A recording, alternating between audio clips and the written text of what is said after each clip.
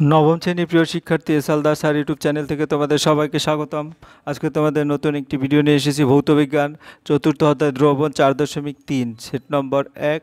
আমি এই ভিডিওতে তোমাদের ভৌতবিজ্ঞানের 4.3-এর সমস্ত অধ্যায়ের খুঁটিনাটি সমস্ত কিছু বিশ্লেষণ করে সমস্ত প্রশ্নের উত্তর দেব। দ্বিতীয় ইউনিট টেস্টের সিলেবাস নম্বর বিভাজনও দেখাবো, আর তোমার বই বিশ্লেষণ দেখাবো, পৃষ্ঠা বাই পৃষ্ঠা সকল ছক সমাধান করব, এমসিকিউ, হ্যাঁ, সত্য মিথ্যা স্তম্ভ মেলা, শূন্যস্থান পূরণ, আর 7 মার্ক 100% কমনেই বাঁধবে তোমাদের এই পরীক্ষায়। আর এই পরীক্ষায় কিন্তু এই অধ্যায় থেকে 7 মার্ক আসবে। যাই হোক, আমরা বলবো তোমরা যারা এখন আমার এই চ্যানেলটিকে সাবস্ক্রাইব করো না তারা এখন এই চ্যানেলটিকে সাবস্ক্রাইব করে বেল আইকনটি প্রেস করে দাও, যাতে এরকম আরও অনেক ভিডিও দেখতে পারো। তাহলে প্রথমেই দেখো তোমাদের সিলেবাস, এই যে 3 নম্বর যে টপিকসটা সেটা হচ্ছে দ্রবণ। এই দ্রবণে টোটাল এমসিকিউ থাকবে একটি, তারপরে তোমার শর্ট কোশ্চেন থাকবে একটি, তারপরে 2 নম্বরের প্রশ্ন একটি, 3 নম্বরের প্রশ্ন একটি, টোটাল 7 মার্ক। হ্যাঁ, তাহলে এখানে কি কি প্রশ্ন আসতে পারে আমরা যদি দেখি, হ্যাঁ, যে বহু বিকল্প ভিত্তিক প্রশ্ন, অতি সংক্ষিপ্ত প্রশ্ন, স্তম্ভ মিলাও, শূন্যস্থান পূরণ, সত্য মিথ্যা, তারপরে দীর্ঘ ইত্যবৃত্তির প্রশ্ন যেটা 3 নম্বরের, এবং গাণিতিক সমস্যাও এই অধ্যায়ে আছে। তাহলে সমস্ত কিছু এই অধ্যায় থেকে আমি বিশ্লেষণ করব টুকিটাকি। যেমন প্রথমে যদি বলি প্রকৃত দ্রবণ এ, কোলয়েড দ্রবণ বি এবং প্রলম্বন সি কণাগুলোর আকার বৃদ্ধির ক্রম হলো কোনটি সঠিক, এটা একটা ভালো ইম্পর্ট্যান্ট। এটা হচ্ছে তোমাদের সি নম্বরের উত্তরটা হবে। সি নম্বরের উত্তর কি? প্রকৃত দ্রবণ 10⁻⁻8 সেন্টিমিটার। এটা যদি তোমাদের জানা থাকে, কারণ যেটা কলয়েড দ্রবণ 10⁻⁷ থেকে -5 এবং প্রলম্বন 10⁻⁴। পাওয়ার যার সবচেয়ে কম সেই বড়, তাহলে প্রলম্বনটা আগে, তারপরে হচ্ছে তোমার কলয়েড, তারপরে প্রকৃত দ্রবণ। ক্লিয়ার? এরপরে 2 নম্বরের প্রশ্ন যদি বলি চাপ বৃদ্ধিতে জলীয় দ্রবণ যেটি দ্রাব্যতা বৃদ্ধি পায়, এটা কার্বন ডাইঅক্সাইড। এটা ডি নম্বর উত্তর, কার্বন ডাইঅক্সাইডের দ্রাব্যতা বৃদ্ধি পায়। উষ্ণতার উপর দ্রবণের কি কোনো শক্তি মাত্রা নির্ভর করে না? ডি, মোল পার লিটার। কোন শক্তি নির্ভর করে না? অর্থাৎ মোল পার লিটার শক্তিমাত্রা নির্ভর করে না। উষ্ণতার পরিবর্তনে দ্রব্যের মোল সংখ্যা একই থাকলেও দ্রবণের আয়তন পরিবর্তিত হয়, তাই উষ্ণতার পরিবর্তনে দ্রবণের মোলারিটি পরিবর্তিত হয়। হ্যাঁ, এটা হচ্ছে মোলারিটি। এরপরে যদি বলি বড় প্রশ্ন, একটি অসমৃদ্ধ দ্রবণ কী কী উপায়ে সমৃদ্ধ করা যায়, পরবর্তীতে ডিটেলস দেখবো। এই হচ্ছে তোমাদের আরও টুকিটাকি যত প্রশ্ন আছে। যাই হোক, এবার বইটা দেখি, একটু বিশ্লেষণ করি।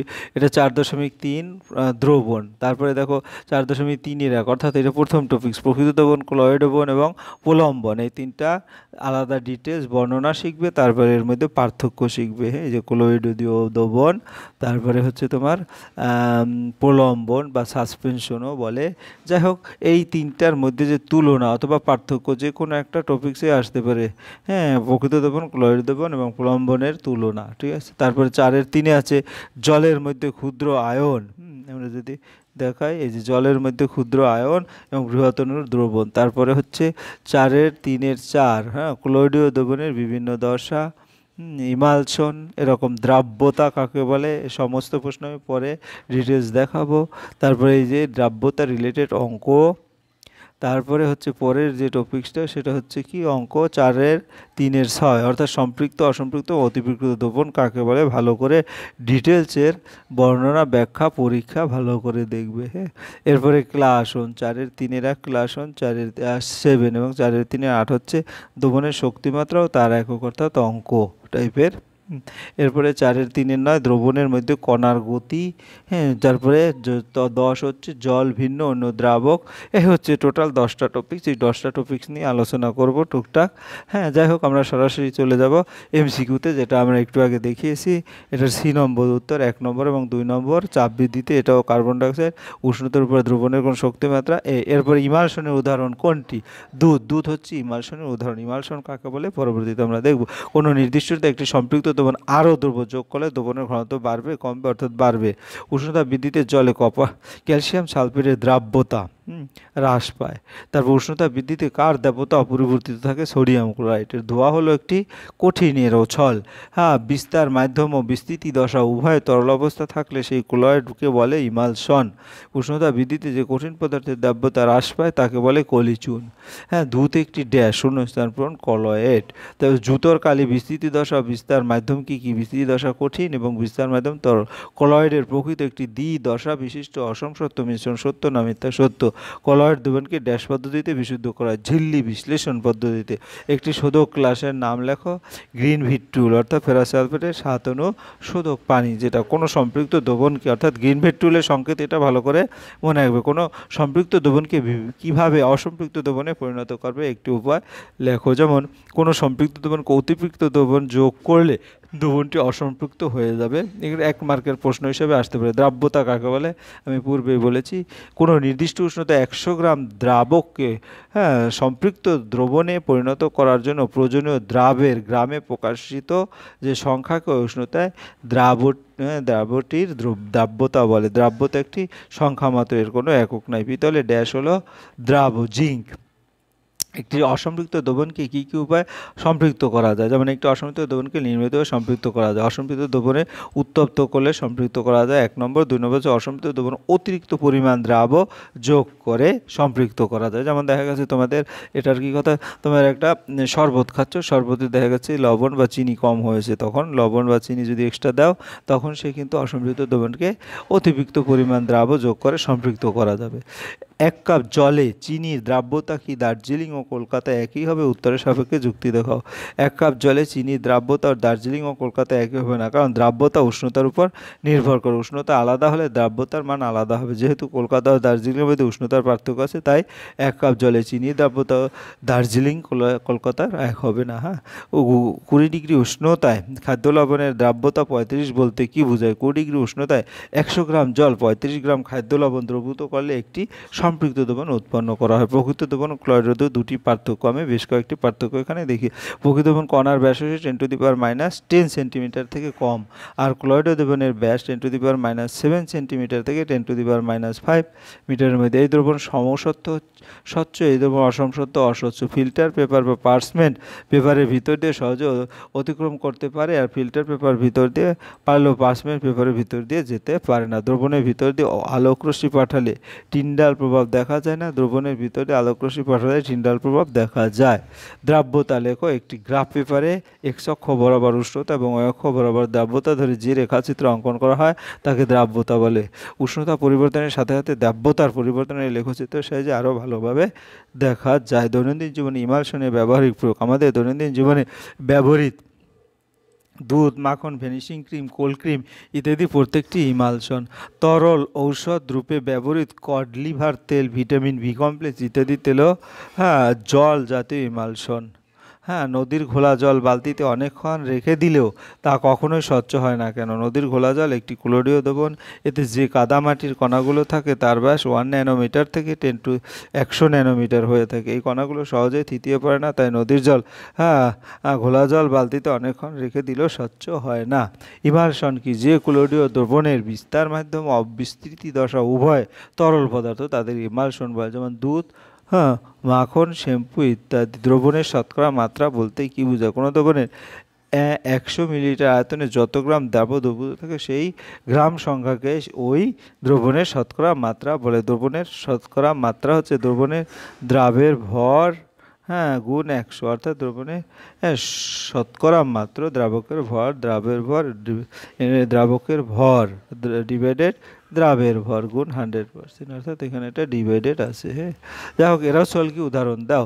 এরোসল এক ধরনের ক্লোরাইড দ্রবণ। এরোসল সাধারণত 2 প্রকার: কঠিন এরোসল, বিস্তৃতি দশা কঠিন, এবং বিস্তার মাধ্যম গ্যাসীয়, যেমন ধোঁয়া, এবং তরল এরোসল, বিস্তৃতি দশা তরল এবং বিস্তার মাধ্যম গ্যাসীয়, যেমন কুয়াশা, মেঘ। ইমালশন কারক কি? দুটি অমিশ্রণীয় তরলের মধ্যে সাধারণত তৃতীয় একটি পদার্থ যা যোগ করলে ইমালশনের স্থায়িত্ব বৃদ্ধি পায় তাকে ইমালশন কারক বলে, যেমন জিলোটিন, অ্যালবুমিন।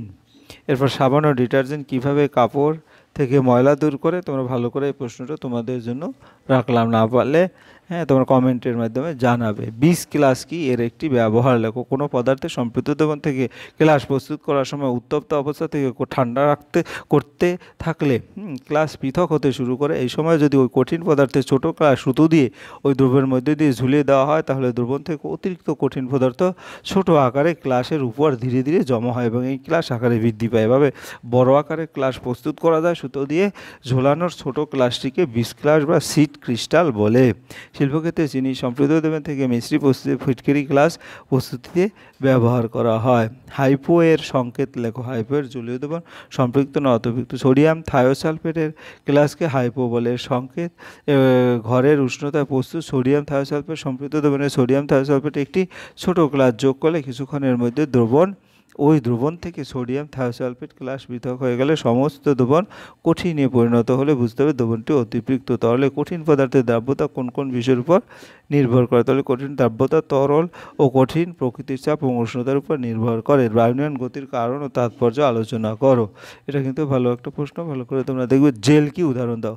যে কলয়েড স্টিমের বিস্তৃতি দশা তরল এবং বিস্তার মাধ্যমে কঠিন তাকে জেল বলে। যেমন জিলোটিন।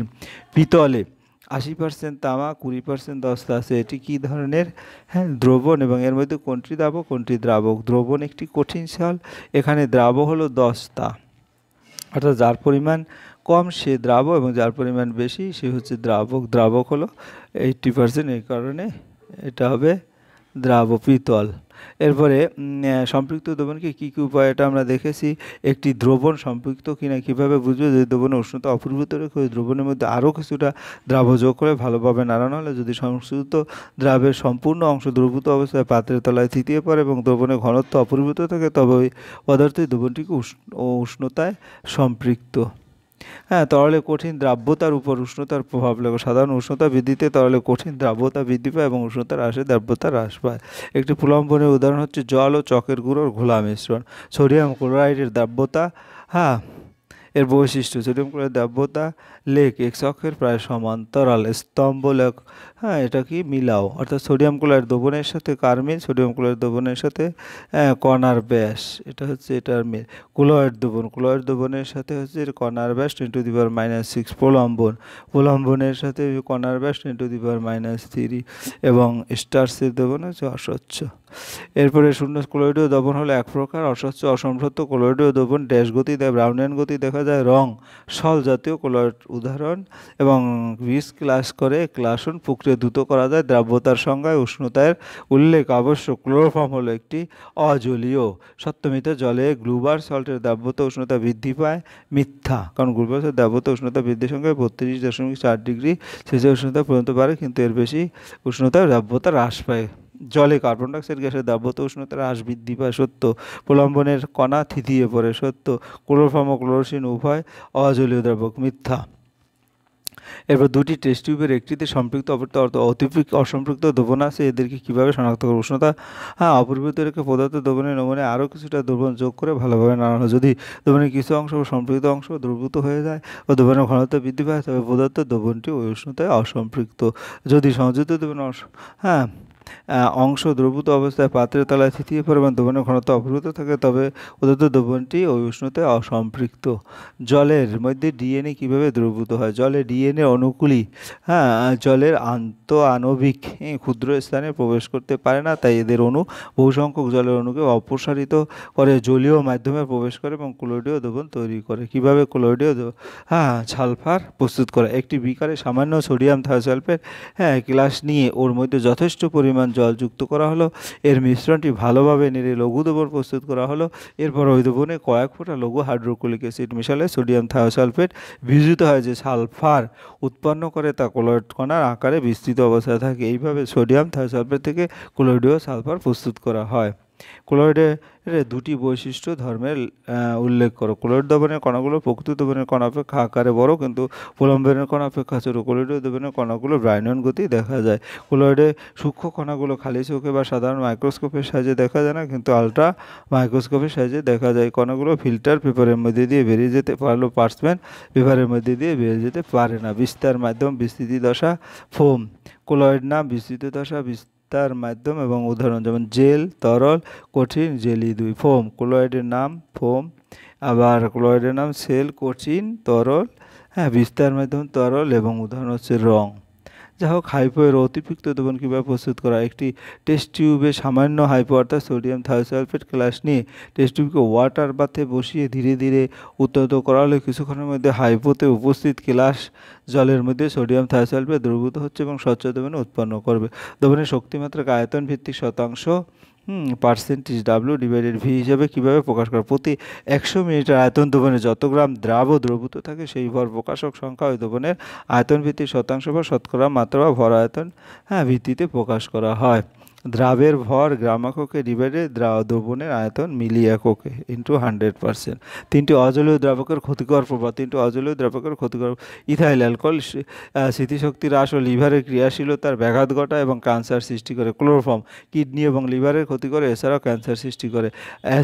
অ্যাসিটন ডায়াবেটিস এবং মধুমেহ রোগের প্রবণতা বৃদ্ধি করে। এরপর আমরা কিছু গাণিতিক সমস্যা দেখব, যেটা বইয়েরই। 30 ডিগ্রি উষ্ণতায় 20 গ্রাম জলে 7 গ্রাম সাধারণ লবণ দ্রবীভূত হয়, সম্পৃক্ত দ্রবণ উৎপন্ন করে। 30 ডিগ্রি উষ্ণতায় জলের দ্রাব্যতা কত? 30 ডিগ্রি উষ্ণতায় জলের দ্রাব্যতা হচ্ছে দ্রাবের ভর ইন্টু 100% ডিভাইড দ্রাবকের ভর। তাহলে এক এক করে যদি আমরা বাকিগুলি দেখি, এখানে দ্রাবের ভর মানে ছোট যেটা সেটা হচ্ছে 7 এবং 20 গ্রাম হচ্ছে দ্রাবর ভর, হ্যাঁ, দ্রাবকের ভর যেটাই বলি।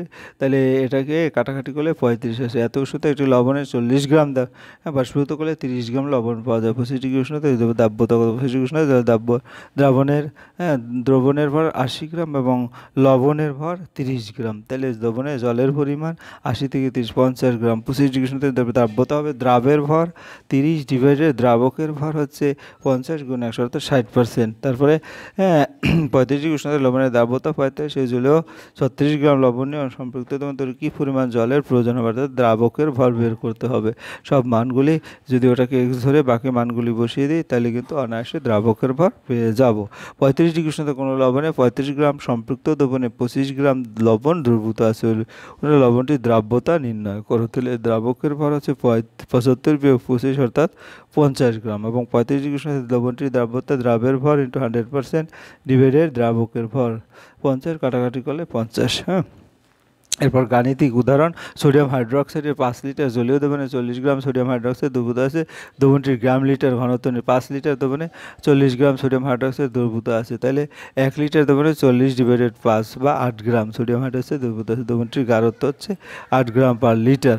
15% সোডিয়াম কার্বনেটের বলতে কি বুঝো? 15 সোডিয়াম কার্বনেট দ্রবণ বলতে বোঝায় সোডিয়াম কার্বনেট দ্রবণে 100 মিলিলিটার আয়তনে 15 গ্রাম সোডিয়াম কার্বনেট দ্রবীভূত আছে। সোডিয়াম হাইড্রোক্সাইড 2 লিটার জলীয় দ্রবণে 20 গ্রাম সোডিয়াম হাইড্রোক্সাইড দ্রবীভূত আছে। দ্রবণটির মোল লিটার এককে নির্ণয় করো। 2 লিটার দ্রবণ সমান 20 গ্রাম সোডিয়াম হাইড্রোক্সাইড দ্রবীভূত আছে। 1 লিটার দ্রবণে দ্রবীভূত আছে 10 গ্রাম সোডিয়াম হাইড্রোক্সাইড। আণবিক গুরুত্ব 23 যোগ অর্থাৎ মান সোডিয়ামের 23, অক্সিজেনের 16, হাইড্রোজেনের 41। তো 40 গ্রাম সোডিয়াম হাইড্রোক্সাইড গ্রাম অণু হচ্ছে কত? 10, সুতরাং 10 ডিভাইডেড 40 0.25 গ্রাম অণু।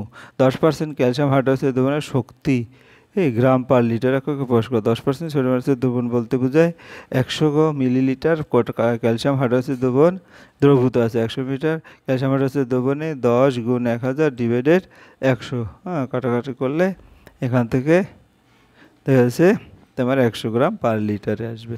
যাই হোক, এরপরে কিছু গাণিতিক 60 গ্রাম উষ্ণতায় 90 গ্রাম পটাশিয়াম নাইট্রেট 100 গ্রাম জলে দ্রবীভূত হলে দ্রবণ উৎপন্ন উষ্ণতায় সোডিয়াম নাইট্রেট। তাহলে এখানে দ্রাব্যতা হবে 90, কারণ দ্রাবকের ভর ইন্টু 100 ডিভাইডেড 100, তাই 100 কাটা গিয়ে 90 হবে। এরপরে 10 লিটার সোডিয়াম হাইড্রোক্সাইড দ্রবণে 60 গ্রাম সোডিয়াম হাইড্রোক্সাইড দ্রবীভূত আছে।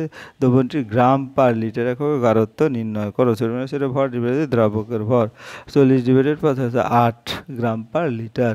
তারপরে 6.25 সোডিয়াম ক্লোরাইডকে জলে দ্রবীভূত করে দ্রবণের আয়তন সঠিকভাবে 150 কিউব করা হলে দ্রবণের শতকরা মাত্রা নির্ণয় করো। তাহলে 125 সেন্টিমিটার কিউব অর্থাৎ 125 মিলিলিটার। দ্রবণটির শক্তিমাত্রা সোডিয়াম ক্লোরাইডের ভর ইন্টু 100 ডিভাইডেড দ্রাবকের আয়তন মানটা বসিয়ে দিলে ক্যালকুলেশন 5%। তারপরের অঙ্কটাও কিন্তু একই, 90কে 180 দ্বারা ভাগ 0.5 ডিভাইডেড 0.5 মোল পার লিটার।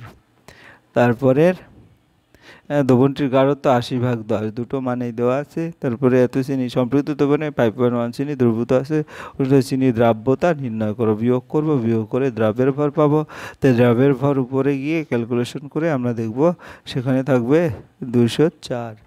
এরপরে 2 নম্বরের প্রশ্নটাও একইভাবে, যাই হোক। তো 3 নম্বরের অঙ্ক, এটাও ভালো করে দেখবে। 4 নম্বরের 10 সোডিয়াম, এটা আমরা দেখিয়েছি বইয়ে। হ্যাঁ, 5 নম্বরের অঙ্ক এরকম করে আমরা কিন্তু সমস্ত কিছুই তোমাদের এই অধ্যায়ে যত রকমের প্রশ্ন আসে আমি দেখিয়ে দিলাম। যাই হোক, ভিডিওটা যদি তোমাদের ভালো লাগে তাহলে প্লিজ প্লিজ প্লিজ আমার চ্যানেলটাকে সাবস্ক্রাইব করে বেল আইকনটি প্রেস করে দাও। আর ভিডিওটি দেখার জন্য অসংখ্য ধন্যবাদ। ভিডিওটি ভালো লাগলে লাইক কমেন্ট শেয়ার করতে ভুলো না।